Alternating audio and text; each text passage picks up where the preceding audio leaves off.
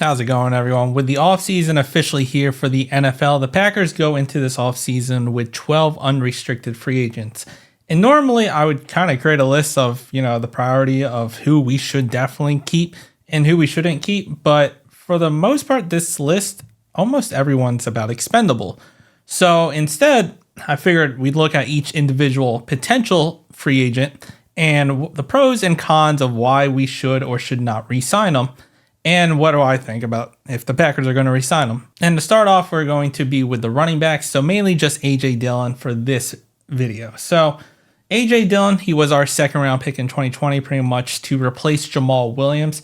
And well, initially it looked like he could become a good replacement for us, but every subsequent year has kind of gone south. So starting off, AJ Dillon for this year, he had 178 carries for 613 yards, 2 touchdowns, and good enough for a 3.4 yards per carry. And then on the receiving end, he had 22 receptions for 223 yards and no touchdowns. And for the most part, this year has kind of felt like he didn't live up to our expectations. He was not really a good 1B back as we kind of expected him, especially with Aaron Jones being a 1A. Then after Aaron Jones got hurt, at first AJ Dillon wasn't cutting it, but as the season progressed, he started getting it better and he stopped tripping on his own feet. But when it kind of mattered, like what I envision AJ Dillon to be able to do is to be able to get me 1 yard, and he struggled with that. He couldn't punch it in at the end zone on pretty much at the 1 yard line to score a touchdown. And well, to be that big and not be able to do that was frustrating. So to start off first, why should the Packers re-sign AJ Dillon? Well, he's very familiar with the offense, and we know what we get out of AJ Dillon, and I feel like he still provides some value later on in the season. So in the beginning of the season, he starts off slow, but as the season progresses and it gets cold, and if we play in a cold environment, AJ Dillon has a lot of value in potentially being a punishing runner that I know he can be. And then B, he helps spell Aaron Jones.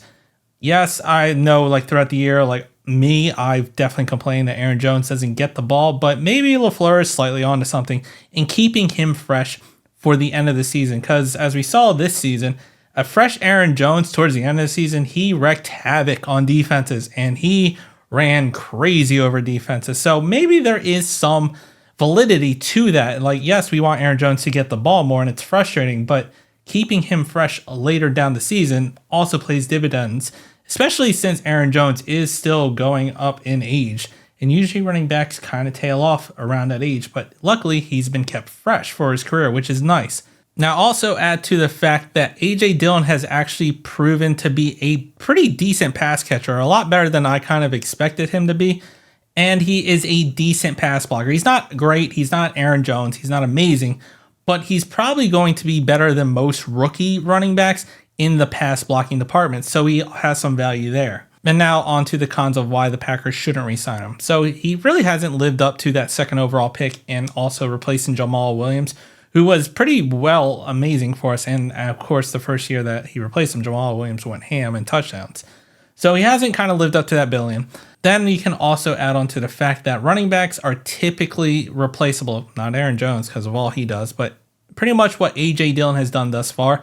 He's kind of replaceable, and it's a lot easier to find a cheaper running back because he's probably going to get paid more than we're willing to pay for him. Unless he takes a price cut for us, we can find a cheaper alternative in the draft who's probably going to do just as well, if not potentially better, depending on what running back we get and how his run style is. And then lastly, if you kind of look at AJ Dillon's stats throughout his career at Green Bay, his yards per attempt have gone down every year. So he started off at a 5.3 yard average. Granted, he only had 43 attempts, so not much of a sample size.